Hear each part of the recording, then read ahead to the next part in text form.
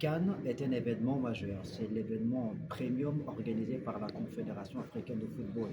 L'objectif pour la CAF, c'est d'organiser un événement populaire, un événement dont la ferveur populaire est très marquée. Le Gabon, dans cette 35e édition, est logé dans le groupe F à Agadir, une ville située sur les bords de l'Atlantique au nord du Maroc. Et le Gabon a voulu faire en sorte que les Gabonais qui vont assister à cette Coupe d'Afrique des Nations de football se réunissent à un endroit précis pour vibrer au rythme et au son de la Coupe d'Afrique des Nations de football. Pourquoi une fan zone alors que la CAF a mis en place des fan zones dans les 6 villes qui vont accueillir l'événement? Pour le Gabon, l'ouverture d'une fan zone dans cette salle Cléopâtre située dans la zone industrielle Tassila, dans la ville d'Agadir, l'ouverture de cette fan zone vise un objectif multiforme. D'abord, célébrer la fête du football, le caractère populaire de l'événement. Ensuite, célébrer le vivre ensemble entre les Gabonais, mais aussi s'ouvrir au reste du monde, parce que l'événement est un événement mondial. Il y aura plusieurs communautés qui seront présentes à Agadir pour vivre cet événement. Et le Gabon saisit donc cette opportunité pour se faire découvrir au monde. De quelle façon?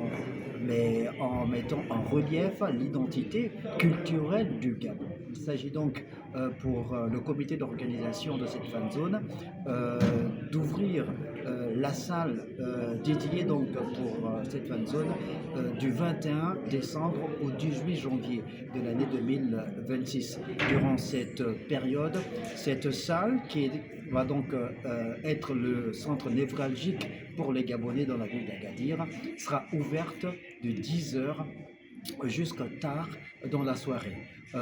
Les jours de non-match, il y a un ensemble d'activités ludiques et culturelles qui seront organisées dans cette fan zone. Au rayon des activités ludiques, il y a par exemple des concours de jonglage, des activités en lien avec le football. Il y a également des jeux traditionnels typiquement gabonais comme le songo. Il y aura également des animations, plusieurs animations à la fois traditionnelles, parce qu'on saisit également l'opportunité pour aussi jeter un regard sur notre riche patrimoine culturel, folklorique, donc nos danses traditionnelles. En plus des danses traditionnelles, il y aura également l'expression des danses urbaines, typiquement venues de notre pays, le Gabon. Et au-delà justement de l'aspect festif lié aux animations, il y aura aussi l'opportunité pour tous ceux qui seront présents de pouvoir découvrir, pour ceux qui ne sont pas gabonais, la spécificité de l'art culinaire gabonais, de la gastronomie gabonaise à travers les mets typiquement tirés du terroir de notre pays.